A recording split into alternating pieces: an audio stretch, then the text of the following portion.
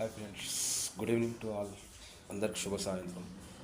మరి ఫ్రెండ్స్, ఈరోజు వచ్చేసి ఏంటంటే ఈ యొక్క మనకు మనిషి ఏ యుగంలో పంటలు పండించిండు, మరి ఏ యుగంలో మరి నిప్పు కనుక్కున్నాడు, నవీన యుగం పాలరాత యుగం అని మనకు తెలిసిన సమాధానాలను వెతుక్కుంటూ పోతుంటే ఒక సందర్భంలోని ఒక సమాఖ్యవాదంగా నేను ఒకటి తెలియజేసిందంటే, మనకు కష్టపడి ఒక 10th అయిపోయాక కళాశాలకు వెళ్తాం, కాలేజీలో డిగ్రీ చేద్దాం.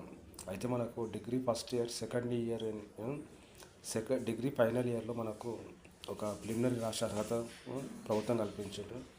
అయితే ఒకటి ఏంటంటే, మనకు ప్రిలిమినరీ రాసినప్పుడు మనకు యూపీఎస్సీ ద్వారా మనకు ప్రిలిమినరీ రాసినాక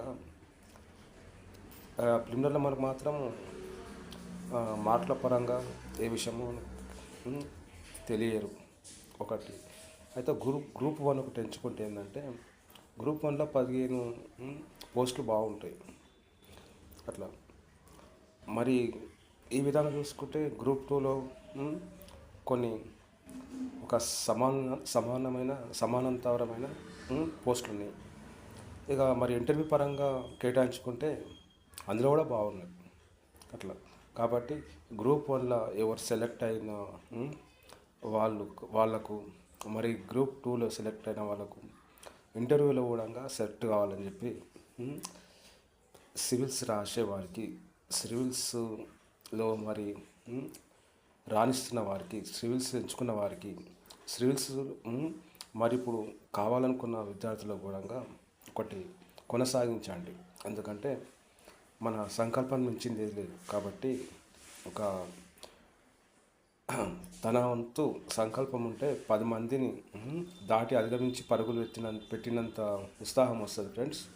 కాబట్టి ప్రిలిమినరీ స్టడీ గురించి మనకు ఒకటి ఏంటంటే, గ్రూప్ 1 సివిల్కు అప్లై కావాలనుకున్నప్పుడు మనసులో ఒక ఆశాకిరణం వెలిగినప్పుడు దాన్ని ఎప్పుడు కానీ మిస్ కాకండి ఫ్రెండ్స్. ఎందుకంటే చాలా ఉన్నతమైన స్థాయి, ఒక ఉన్నతమైన విద్య, ఉన్నత అధికారాలు ఉండే పదవి. కాబట్టి మీ అందరికి తెలియజేస్తున్న ఫ్రెండ్స్, ఎవరికన్నా అలాంటి ఆలోచన ఉంటే దాన్ని మిస్ కావద్దు ఫ్రెండ్స్ గట్లో. Okay friends, Raish victory. Please support my channel friends. Please subscribe my channel. Okay, meet tomorrow friends. Bye.